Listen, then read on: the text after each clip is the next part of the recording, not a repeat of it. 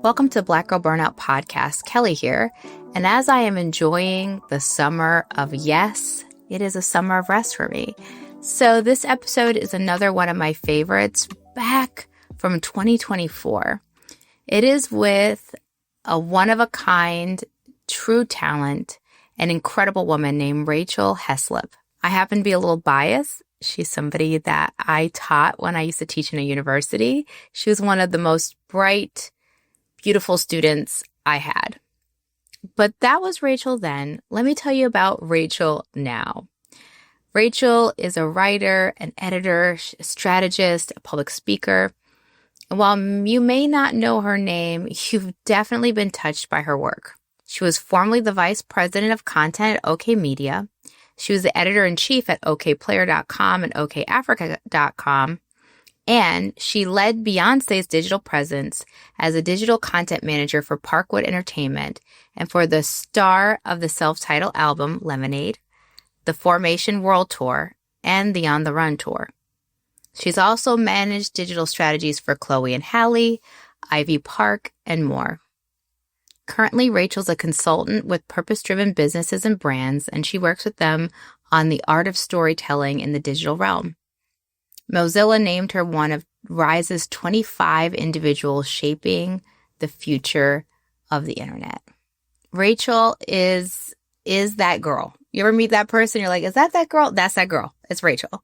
And she's a joy to talk to. She's an expert in her field, as you're going to hear. And we talk about how she has evolved professionally, and not just in content and profession, but more so in mentality and burnout prevention. It's a one-of-a-kind conversation. It's beautiful and humble and thoughtful, just like Rachel. I hope you enjoy the conversation as much as I did. I hope it folds into your summer of yes, and it still holds a reminder that you deserve joy and that it's within your reach. All right, let's jump into the conversation. Hey, Rachel, I'm so excited to chat with you today. We already did your big fancy bio, Miss VIP. But today I want to talk to you, one, because I will tell the audience, we just talked offline. I was like, I don't want to tell people I taught at a university and I taught you while I was at university because then they're going to think I'm old. But I'm like, whatever. We're all about transparency here. I'm going to say it. When I was 14, I taught at a college. That's what everyone needs to know. But Rachel, you were one of my students. Yeah. And it's so funny to me that years later, like 2 years later, but years later, I've always watched you from afar, and I've always been just like thrilled and impressed and in awe of who you've become and who you were. It's not really, I don't think you've changed that much in that sense, but who you've become. So I'm so happy to have you on the show today. And I would like you to introduce yourself. I already kind of I'm so excited to talk to you.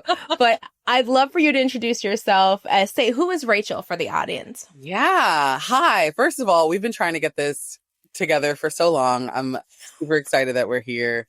She was actually 13 when she was my professor, for everyone who's listening. That's correct. And the only Black female professor I had in 4 years of college. So, yeah, I don't know if you even knew that. So, yeah, there's that. But I'm Rachel. First of all, I always start by saying, I'm a New Yorker, because that's really important. That's going to explain why I talk so much with my hands.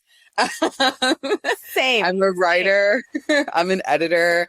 I do digital strategy for mission-led companies. But most of all, I'm a human. I'm a daughter. I'm a sister. I'm an auntie. I'm a friend.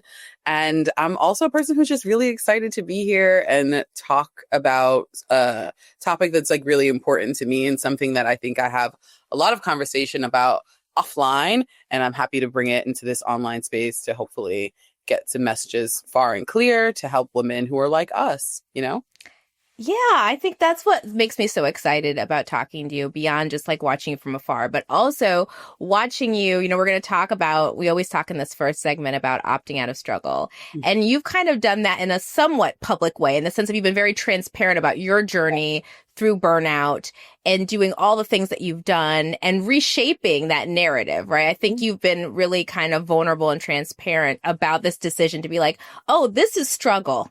No, thank you. Like, I think I need to make some changes in my life. And so I always start by asking folks, for you, what does it mean to opt out of struggle? Let's start Mhm. there. And then how did you come upon that realization to start pivoting to something else? Yeah. You know, the thing about struggle is that sometimes we don't know that we're in it until we're out of it. And I always had this feeling like when I would talk about like trying to get a task work done, I'm like done at work. I'm like, I feel like I'm like running in mud. Like everything is so hard. Getting things done feels like such an adventure, not always a fun adventure. And I think after so long, I started to feel if I wasn't struggling, then I wasn't being productive.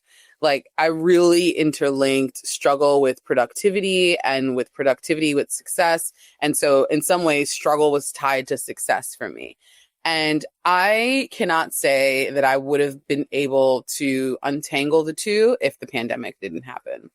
So I was just like on this go, go, go, go, go, you know, all of the first generation weights, the first generation American, first generation college student, just figuring out everything in life for the first time by myself. I didn't really have anyone to say like, this is how this should look. And so I just knew that I had to work really hard. And I didn't know that working hard didn't have to mean struggle. So all of those things collapsed into one for me until the pandemic came along. And I had someone ask me the other day, they were like, what was 2020 like for you? It was like a friend I haven't seen in a while. And I was like, what an interesting question. Like, because it was hell, right? Like, Yeah. it was actually hell. Everything that I thought I knew about myself suddenly was no longer true. Everything I thought I knew about work was no longer true. Everything I thought I knew about the world was suddenly no longer true. And then I was like, well, if all of this isn't true, then what are the things that I've accepted about myself and how I exist within all of these things that are also not true? And that was like the beginning of the veil lifting on like what burnout meant for me, how it looked, the layers of burnout that were waiting. And we talk about this a lot, but also like the self-betrayal that I was taking part in. And, you know, and that kind of began the very long journey to self-forgiveness and then like learning new ways and then recovery from that, which is still ongoing. It's not like a one and done. Yeah. And I think there's so much unpacked with what you said. Mm-hmm. There is so many layers to it. First, there's just like this part that we have to acknowledge, that all Black women need to acknowledge, that there's like this elephant in the room, or this weight, really. Feels like not an elephant in the room. It's like an elephant on your chest, it feels like, of first, if you're a first, right? First gen, first person going to college, whatever that may mean. So there's that level. There's also just this need and this desire to excel, this cultural weight of feeling like if you are a successful Black woman, like you're not just speaking for yourself at any moment, right? You're speaking for all Black women of all time, right? It's the ancestors. It's who's ever coming in year 3000. Yeah. Like there's all these weights that are placed upon us as Black women that really make us start to associate struggle and excelling and professionalism and professional development as one and the same, right? Because if you're carrying all of that, how is that not a struggle, right? How is that not something that you're going to labor under? And yet we have this kind of like, we've coupled those two things together. So that's in a pile like over here. And then there's the pieces that we add to ourselves that, you know, you talk about that piece about self-betrayal. You talk about the journey that recovering from burnout is not one, linear, but two, it's also all this unlearning. So there's the weight, and you're learning, what do I take off? Like, what weight do I put off? Should I put it off? Do I feel guilty putting it off? And so what was that like for you, that decision to be like, okay, I have all these things that are weighing me down and keeping me in struggle. How did you decide, like, pandemic hits, how do you decide to start removing some of that weight from yourself? First of all, it was snatched up out of my hand. I was still very much like, no, I'm not letting go of these things. Right. And so like work changed. Right. And there was like this layer of like, oh, the things that I thought were going to happen for me professionally this year are no longer going to happen. Or maybe I can get them if I just like pivot. Right. So even in that, in in like a global pandemic at the very beginning of it, I'm like, okay, well, this downtime is going to be time to strategize, right? Creating more work, not recognizing that maybe things aren't working because I'm struggling. Maybe things aren't working because I'm not supported. Maybe things aren't working because I'm not in a system that's actually made for these things to work effectively. And instead of seeing the truths of that, I just put more on myself. Okay, well, now there's this time here. We're going to lose a bunch of weight. We're going to work out. We've got free time. We got everything we've got to just do, right? So it started with me like putting more on myself than I already had, because I didn't recognize that the problem was that I was carrying too much and didn't learn how to ask for help, didn't even know how to articulate the words. Like, I've had to work in sessions with my therapist to learn how to ask for help. And that's just like something that I just didn't know, right? Because I really believed that I had to carry the weight of everything. So it was first like work, right? Thinking, all right, this is not going to happen, pivoting, and then having something larger happen that just swept all of that away. And I was like, whew, okay. While personal relationships, oh my gosh, I've neglected those because I've been so focused on work, and whether that's like with family or friends. And romantic relationships, right? I was in what I thought at the time was a relationship that would lead to marriage, that, you know, all of the steps were ordered. I had the big title and the great job and the good salary. And I had the partner who we were on track to do the things, like all of the things were right, allegedly, but something still didn't feel settled in my spirit. I was very anxious. I mean, there was a time where I was probably having a panic attack every week and like really struggling with that. And then having guilt for dealing with panic attacks and anxiety and, you know, trying to shame myself out of it. Right. So there was all of that was happening. And then suddenly things just started changing. The job changes, the relationship ends, the world is really closed for real. Everything that we thought was going to happen, we had to start accepting that we're not going to come out on the other side of this the same. Like, we're traumatized. I mean, we think about 2020 like it was just like this thing that happened, but it was really a time of deep trauma. Millions of people didn't get to see the other side of the pandemic. And I think once I realized that, I was like, oh my goodness, life is so short. There are so many people who will not see the other end of this. And I cannot feel like this every day. Truly waking up every morning with like a pit in my stomach that felt like I was going to be sick, being sick all the time, my immune system like actually failing me all of the time because I'm not prioritizing anything but external things. And my crumble was dramatic, you know, like it really was, like everything really fell apart. And I always talk about like when you hold life in your hands, like, you know, they say you hold sand in your fist, you can hold more of it if you have an open hand. And I was like, you know, I have tried everything, but I've never tried just prioritizing my happiness. And once I had that, you know, I've tried being the perfect employee, the perfect boss, the perfect daughter. Like, I've tried all of this, but I haven't tried just centering my happiness ever. And that became like the guiding light for me. In that, though, I don't think I was prepared for the grief that would come. Like, when you actually have to mourn everything that you thought was.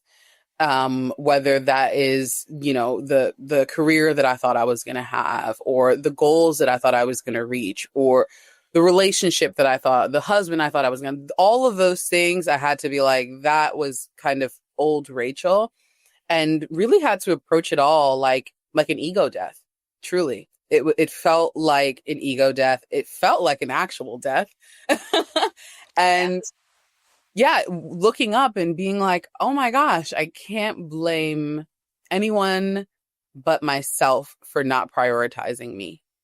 And blame is the wrong word, because that's a tricky one too, because there are systemic things that contribute to burnout. Yes. and how women experience things in the world. But I think I understood that my responsibility was me, and no one else was going to be responsible for me in the way that I was going to be responsible for me.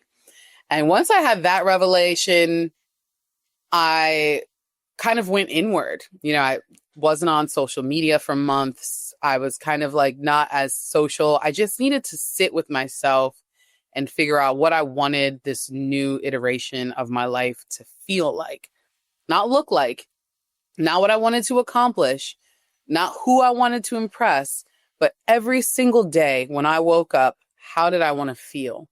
I couldn't keep waking up feeling a pit in my stomach and all of these things. And so I was like, I'll just get a new job and that'll fix everything, right? Because that's the answer. Yeah, spoiler alert. Exactly.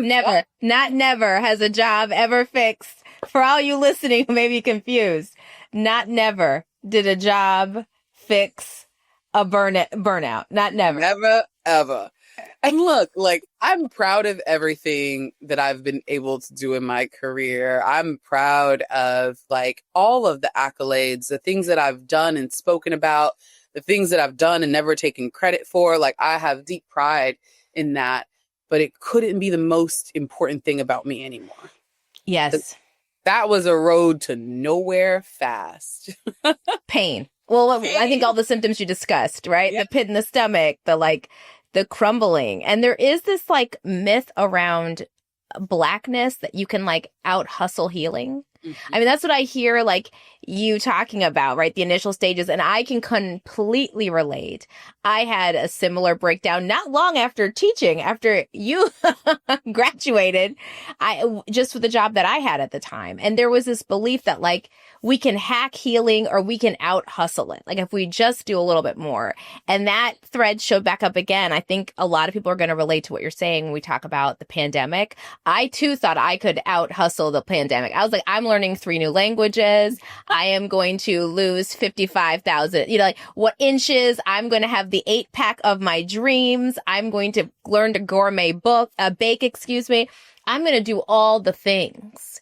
I'm going to read 3,000 novels. I'm going to write my first fiction novel that I've been wanting to write for a decade. Like you told me all in a week. It was like all in a week. Yes. The first month, because it's only lasting a month. Yeah. So I better get all that done. But all of that belief that you can hack it or hustle through healing, hustle through trauma, because it is a collective mass traumatization of the world. Like you can hustle through that. And it's so funny to see that the skills that we try to apply to that, like we in good faith thinking it's going to happen, and it just doesn't, right? And it doesn't in sometimes some spectacular ways. As you're saying, like, it's not like I tell people about my spectacular burnout. Like, it's not like I was like quietly just like, I'm burned out. I was like, nah, this whole thing, my whole life's going to blow up. And here we are where I'm in the corner crying on the floor, literally, for myself. And I'm like, this is the bottom. This is where rock bottom is. I found it. I am now touching it. Right. Yeah. And I do think there's something to be said about that. I think people find that really relatable because I think a lot of people have had that experience. And I also like, in retrospect, because when we were in it, it's like, how silly that, not even silly, how American that yes. There is this pandemic happening globally. People are, and I live in New York City, so we were hit first. It was traumatic. It was sirens 24 hours of the day. Mm-hmm. It's clapping for healthcare. We're all of these things. And we're like, and I'm going to learn to make sourdough bread, and I'm going to focus in on self-improvement, right? Like, yeah, there's a collective trauma going on. And we're like, that deadline, you know what I mean? And there were points where I was like, this is so silly. This yes. is so silly. Like, people are dying. They are mourning. They aren't even able to commune and mourn effectively. And I'm supposed to be worried about an email? Like, yes. Can't be real. Yeah, we're in a simulation. This is in fact a simulation. No, I think a lot of people felt that. I think a lot of people collectively felt that way, that there was like this disconnect between all the things that I thought was important, all the things I'm supposed to be doing, and then this reality of like the dumpster fire that is our lives playing out around us. It makes me think of that famous like picture of like the cartoon where there's like a fire everywhere, and he's like, "This is fine. This is fine." Like, it's the dog sitting in a chair going, "This is fine. Everything's on fire." And I do think that there's something to be said about that, and there's something too like. I want to wrap up this segment, but you talked about, you really set the stage for like, okay, you've made this realization that you're going to opt out, right? That's great. It's really great that we all make those insights, but then it's like, well, how do you actually do that? Yeah. And how do you find the thing when you're trying to find Rachel and who that person is? What helps you? What do you go back to? And how I feel like some of the things that you may have, we haven't talked about this before, that you may have returned to are still present in your life now and still show up probably in the way that you live now. Like it's an integral part. And so when we come back, I really want to talk to you about what that path out was and how for you creativity kind of anchored into that and has really become a part of how you found Rachel and now preserve her. Let's be real. One of the biggest sources of burnout for Black women is money. Whether it's debt, divorce, home buying, investing, or just trying to make it to the next paycheck, financial stress is real and it's exhausting. But here's something that can help. The Savvy Ladies Helpline. It's free. Yes, really free. You get 55 minutes with a certified financial expert. No strings, no judgment, just real answers to your real money questions. Want to build wealth, prep for retirement, figure out how to invest or navigate money after a breakup? They've got you. Savvy Ladies is on a mission to make financial education accessible to all women, and the helpline is a game changer. So if money is stealing your peace, I invite you to take one powerful step toward financial freedom. Visit savvyladies.org and book your free session today. You don't have to struggle alone. You can opt out of burnout and into clarity, confidence, and peace with your money. So when we talk about constipation, bloating, heaviness, sluggishness, these aren't just random symptoms. They're actually your gut's way of telling you something's off. Look, I'm going to be real with you. As a podcaster and a consultant and a writer, I'm always on the go. And I have struggled for years to maintain my energy, to really keep myself kind of together with bloating around my cycle, all the things you can think of. This is where Oxy Powder from Global Healing came in. Oxy Powder isn't just another cleanse or quick fix. It's a targeted oxygen-based formula that gently and safely breaks down and flushes out waste and toxins that build up in your gut over time. I take it at night, and by the morning, I'm feeling lighter and clearer, just better. Oxy Powder is easy to take, and because of that, it's become a staple in my routine. And I'm not the only one. A consumer study showed incredible results. 95% said that it relieved constipation, 87% said it felt relief from bloating, and a massive 95% said they would use it again, with 93% recommending it to a friend. If you're tired of feeling weighed down, trust me on this. Head over to globalhealing.com/heal and try Oxy Powder for 20% off. You'll thank me later. That's globalhealing.com/heal. This conversation is amazing, and I know so many of you listening are relating so hard to so many of the things that we talked about. And as promised, we left off, you're like, I had this realization, things have got to change, and I have a responsibility. And I like that you shaped it from blame to responsibility. Mm-hmm. You don't have the blame. There's so many levels to why burnout happens, particularly to Black women. But you do have a responsibility that we sometimes lose sight of, that we actually can be like the hero of our own story, right? The heroine, and we can actually make these changes, and we actually have that power. And so for you, I wanted to know, like, what was that process like? How did you start to rebuild, and what types of things helped you rebuild and find and nurture Rachel? Yeah, this is really important because this is a thing that I try to talk about as much as possible, specifically with Black women, because again, no one is going to give us the permission to prioritize ourselves, but ourselves. And so the first thing I focused on was like how I was feeling in my body, and realized that like everything was happening up here wasn't connecting to what was happening in my body. Everything was in my mind. And I was like, I need to get my mind and my body on the same accord. I used to try all types of things, but never committed to anything. And I was like, I really need a strong meditation practice. Like, I have to quiet my mind so that I do not feel like I'm going to throw up every time I look at a screen. Because that's how I felt. Yes. Every time I look at the screen, I was like nauseous, like, oh. And I think that with that, once I was able to connect my mind and my body, I realized that I wasn't in a place to lead anyone because we were coming into a new world. The real disappointment, I think, general, like where I felt like the most sadness in my healing, my journey to heal from burnout, was when I realized that nothing was going to change, that we had just gone through this entire pandemic. And we had learned so many things and we had found better alternatives. And that the minute that we could, everyone was trying to rush back to how things used to be, the normal. And that for me was so unsettling. And I was like, I don't know how to return to normal because there's grief here. There are things that have changed. I'm not the same. I'm mourning the life that I thought I was going to have. And so I kind of was like, how do I show up in this new world?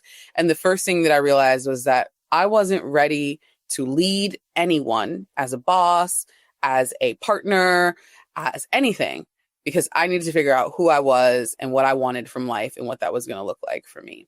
And that looked like everything. It looked like trying everything. It looked like meditation. It looked like praying. It looked like long walks. It looked like Reiki. It looked like working out. It looked like reading more. It looked like so many different things, trying things on, putting them on, putting them down, just really trying to decide like what works for me. So that was the first thing, was kind of like, I need to take a break. I need to figure out who I am so that when I speak, I can speak authentically. And when I lead, I can lead from a place of clarity, because right now I'm leading from a place of fear, and not just my fear, the residual fear, the way things used to be. And I really just had to disconnect from that. So that was step one for me, was kind of being like, I'm going to actually not do this anymore. I don't want to be a boss. I don't want to lead a team right now. I want to be the leader of Rachel, which I've never given myself the opportunity to do. And so that was step one. I was like, no, thank you to dating. No, thank you to leadership positions. No, thank you. I don't want to answer to anyone right now but me. And I wanted to pour into myself the way that I'd poured into my jobs, the way that I'd poured into my partners, the way that I'd poured into my family. And like, my therapist, bless her, okay? Because she really helped me understand the roles that people play in life. And, you know, people talk about boundaries all the time, but they don't talk about what happens when you actually start to put up boundaries and people react negatively to them, because the roles are changing. So people are acting up. So I've always known you to give all of yourself. What do you mean you don't want to do that anymore? That means I have to do something? No way. I'm protesting, right? Mm-hmm. And that's obviously an exaggeration, but I think that, you know, as we hear so many social media buzzwords about boundaries, I had no boundaries. Anything that someone wanted would always go ahead what I needed for myself.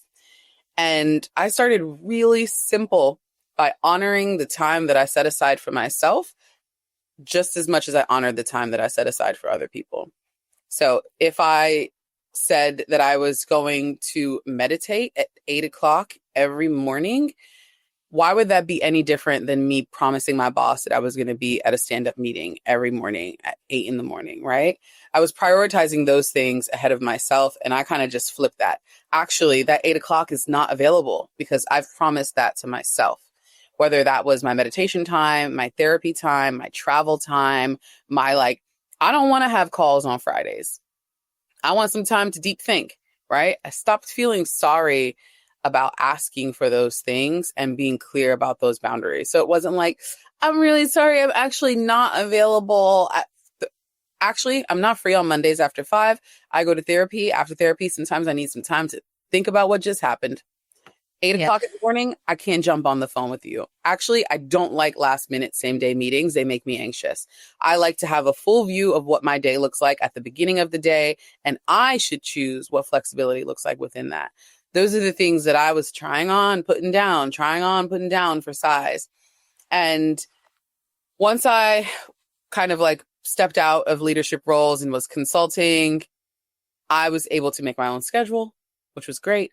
I was able to do those things, block the times that worked for me, which was great. It allowed me the time to take care of myself, to be well, and not in any way that is like revolutionary, right? Like to actually take some breaths in the morning, to actually cook myself a breakfast, to actually sit down and have a chai latte with maybe 3 pages of a book. You know what I mean? Or just listen to some music and light a candle and start slow. Like those little things really started to allow me to come back to me. And once I was there, things started flowing again, you know? I started writing again. I was able to like tap into creativity in a way that felt like it was elusive for years. As an editor in chief, it's just about like creating the scene for other people to be able to create. But I had completely abandoned my own creativity.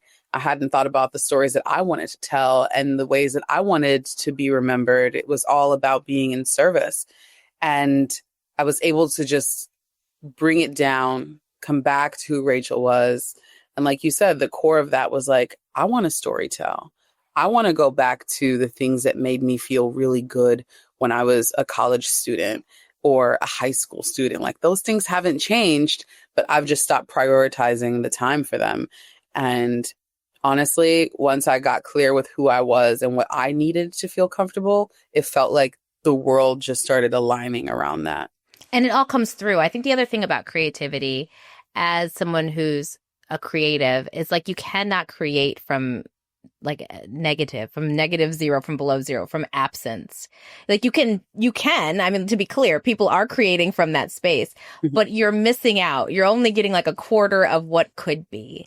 And there's something about being clear-headed and free that like all the inspiration, the voices, the thoughts, the characters, the ideas, it needed space to show up because you just can't. And so my question along that lines as we wrap up this segment is like, what does writing do for you? It feels like it's part of like self-care for you as well as like a mission, but what does writing do for you? You know, I started being really honest with myself, and being honest with myself meant I had to start being really honest with people about how I was feeling, about what I needed, about where I was mentally and emotionally. And one of the first things I did when I quit my job was like, I just went out to LA because everybody moved to LA during the pandemic. And I was like, I'm going to have FaceTime with people who I haven't seen since 2019. And I was just catching up with all of these women, some men that I admire greatly. And every time I sat down, I was just very honest about where I was for the last year, 2 years, whatever. And almost every single person had a similar story. And I was like, oh my gosh, this is causing a deeper connection. This is like, they're relieved to know that they aren't alone. My vulnerability has allowed them to speak and unlock something that maybe they wouldn't have been able or comfortable to share otherwise. And so it started with that. I was very comfortable in my career playing the background, right? When you work in certain spaces, it's not about you. When you're an editor in chief, it's not really about you. It's about the publication, it's about the brand, and it's about you creating the resources to help people get their stories out. I was really big on like working with younger journalists and trying to like give them the opportunities to get their first bylines or get their first columns or whatever it is. And so my creative work was on the back burner. It wasn't about me. It was about them. It felt very, like this, you have to be in the front. And same, working for someone like Beyonce, it's not about you. It is about the brand, and the brand is Beyonce. So you can't bring your personal ego into it. And I've always been really comfortable with that. But doing all of these tours and like having these conversations, I started to realize that the clearer that I was on who I was, the more vulnerable I was able to be with people, there was just this need for it. And I was like, well, what if this started happening in writing? Like, I'm having these conversations with women. They're feeling like they're in the same place, but nobody's talking about this, right? And that was honestly how I started my column with Pocket. They'd called and was like, we want to do this like women's history piece. And I was like, I don't really want to celebrate women's history this month because all of these things are happening that are like injustices to women. And like chief amongst them is like these lies that were always being sold about what progress looks like. And I was like, I'm just going to go out on a whim and talk about things that make me feel uncomfortable and, you know, realizations that I had and the reach that first piece, it was called, It's Not Just Burnout, how grind culture fails women. It's not just burnout, how grind culture fails women. Actually, the Black Girl Burnout podcast is one of the suggested readings. So full circle. And the amount of outreach that I got was, whoa. I think it was the most read, not I think, because let me not even be coy about it. It was the most read collection on Pocket for the year of 2022. And I was like, whoa, when I'm honest, things work.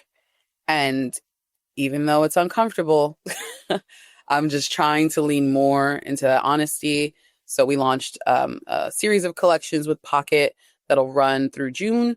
And they're called Saying the Quiet Parts Loud. And it's all about the things that women don't, professional women specifically, probably if I'm being, you know, millennial woman, don't talk about in our day to day, the kind of things that we suffer through silently. My second piece was about, you know, the inequality of time when it comes to men and women and like fertility and the way that I have gotten, you know, everyone doesn't comment, but some people send a text or send an email or send a DM. And it has really just allowed me to connect to people in a way that I didn't know would be possible. I did it for me first, but now it's like I understand that it's for the collective. Yeah, I think that's the thought I think I want to end on before we go to our last segment. This has flown by so quickly.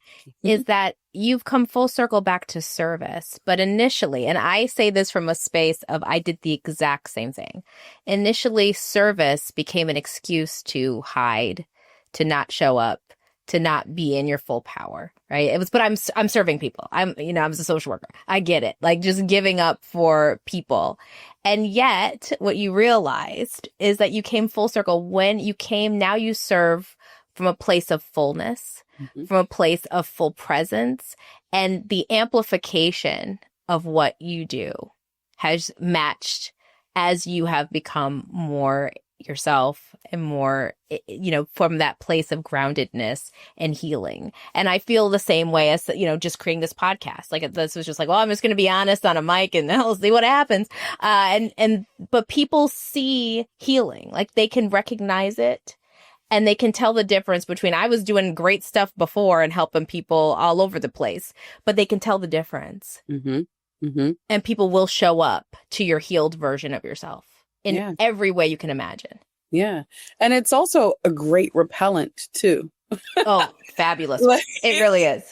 You think that people like, you're just like, I'm scared to share. What if people know too much and they use it against me? Like energetically, it will repel people who aren't clear with themselves, who aren't honest with themselves.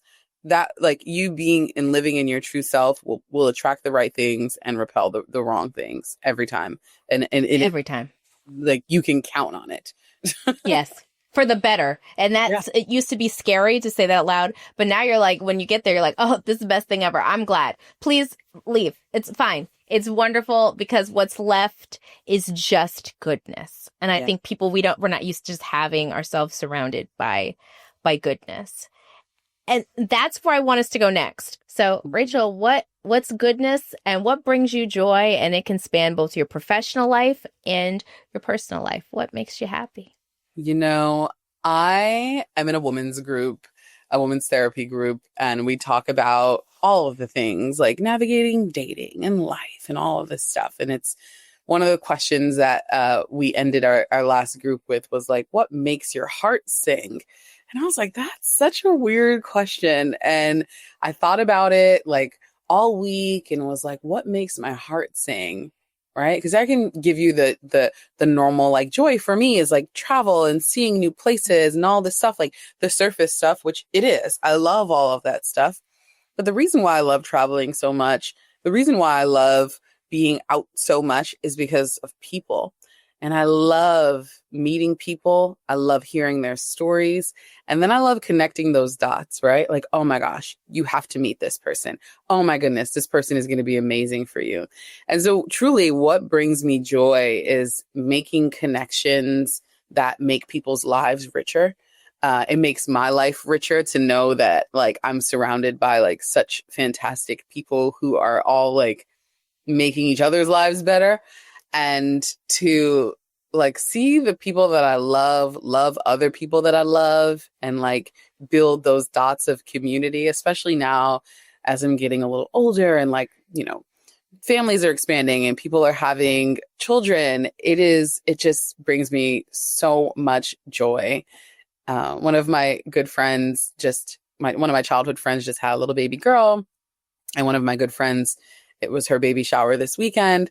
And she's also having a baby girl. And I was like looking back at pictures of the baby shower and feeling like, wow, this baby girl is going to be born into this community of women who will be able to guide her in ways that we could not have even dreamt of just one generation earlier. Right.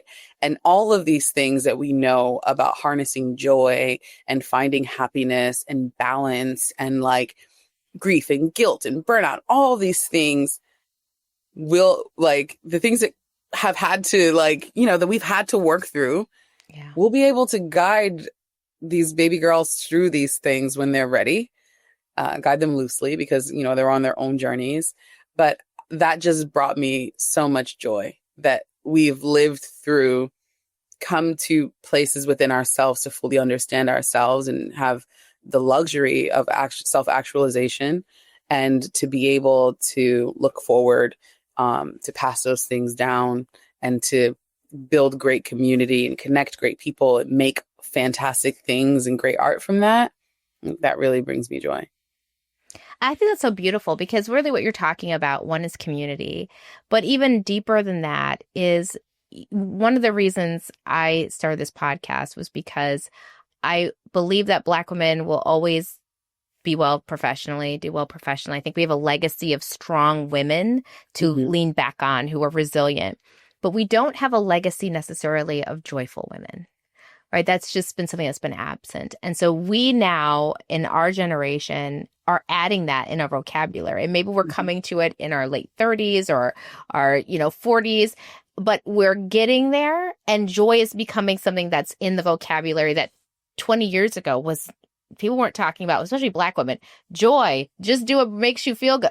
Nobody was talking about that. Yeah. So now we have the opportunity to create a generation where it's not, they get to actually see my parents are joyful. Yeah. Like they get to grow up seeing, my grandma is learning to be joyful because her daughter taught her to be joyful. And now I live in a world where joy is not like a new word. And so it's like we have this thread of intergenerational trauma, which is part of the foundation of why I do what I do. But now we are creating intergenerational healing. And that is so beautiful and powerful to be able to know that these baby girls, these brown and Black baby girls are going to have opportunities and learning and environments that are free. They're not absent completely of intergenerational trauma, but they have with it side by side the healing. And that's something I don't know that we had available to us. No. And even the way we get to document it, right? I'm going to do my little I won an award. Mozilla named. Yes, you did. I saw it on Instagram. Yes, you did. 25 visionaries shaping the future of the internet. And that's a heavy title, right? And it's really because I'm just being me and creating space for other people to be themselves and to tell stories as marginalized people. And something that I said in my acceptance speech that I think about all the time is that we've never had this moment in history. We've only had other people to tell the stories of what went on. because the oppressor is the one that always has access to tell the story. And so the internet and the way that this podcast, like all of this stuff, these are artifacts of our joy. They will never be able to tell stories of us that's based solely on our struggle ever again in history, because there is proof, there is documentation, there are blogs, there are vlogs, there are TikToks, there are all of these things that documented the joy and the silliness and the fun and the levity of life. You know, I think about like every year on like MLK Day, people are like, I can't wait to see a picture. There's like a picture that always like circulates of like Martin Luther King on vacation. And people are like, wow, it's like so crazy to think about him as somebody who like was enjoying life too. Like, yeah, sometimes the work is hard. Sometimes the legacy is tough to build. But even in all of that, there are always pockets of joy. And like, if we document them, we leave them as little breadcrumbs. We leave them as inspiration. We leave the guidebook to living a life of balance that can be centered on joy, can be centered on happiness. And, you know, our next generation doesn't have to start from scratch, and they don't have to feel the weight of the guilt that comes with it that other people will assign to you. Yeah, beautiful. I'm letting you have the last word with that, because I think that's beautiful and right. I think that's exactly the message we need to leave on. So how can folks connect with you? We're going to put that in the show notes as well. So don't worry if you don't catch it if you're listening. But you tell us, what do you want to promote? How can we connect with you? Yeah, well, I'd love if you all went and read my pocket collection. The next one, well, can I say that? When is this going to air? They're going to launch every other month until June. So whenever you go, it'll be there. Just search Rachel Hislop on Pocket, but also follow me on Instagram. It's at Amazing Rach, like Amazing Race, but just Rachel, or Amazing Grace, but Amazing Rach. And, you know, LinkedIn, all the places, just Rachel Hislop out there in the world, or just rachelhislop.com, where you can find all of those things. Thank you. And we'll make sure to link it all up. Yeah. Yes. Because I definitely here. appreciate that. No, that's what it's for. That's what it's for. We're going to put in the show notes all the links. And I'm sure many of us will be following you. You are a fun follow on Instagram. I send people who don't even know you. I mean, you should just follow this woman. She is doing it. Like, it's just so fun. That. I'm taking a little hiatus right now. I need to. There's a lot happening on there, and I need to center my joy offline. Yes. So I am on a little IG hiatus if you don't see me for a bit, but I'm lurking. Yeah, you'll be there. You'll be back when this airs, as Rachel said, when this airs, you will be back from your hiatus, and people will be connecting and follow along to catch your joy. Rachel, thank you for promoting the podcast back when it had, 55 followers, and now has thousands. And thank you for promoting it. Thank you for sharing your story. Thank you for the work that you do. And especially thank you for this conversation today. Oh, thank you. I am just so proud. And I don't know if that's correct because you were the professor, but I'm proud of your growth too. No, this is an amazing space, and these conversations are so vital. And like I said, like, we have to document our stories. And so I'm really happy that you do this and find this space for us to talk about joy and all of the great things that can be on the other side of burnout. Love it. Love it. Rachel, everyone, check out where she's hanging out. And thank you for joining us today. Thank you. Okay, so that was today's episode. I hope you enjoyed it. I hope it slides into that summer of yes, that summer of joy for you. And as usual, you know all the ways to find me. It's Black Girl Burnout across all the spectrums. If this episode resonated with you, please share it with someone. Share it with the people in your lives. Let's make sure all of us as Black women are taking care of ourselves and learning how to prevent burnout. Share a review if you'd like to. Leave a thought. It makes my day. We're this close to 600 reviews, so if you haven't done a review yet, what are you waiting for? Please, we've only got 5 more to go before we're at 600. I'll be back next week. Until then, take care of yourself, take care of each other, and rest well.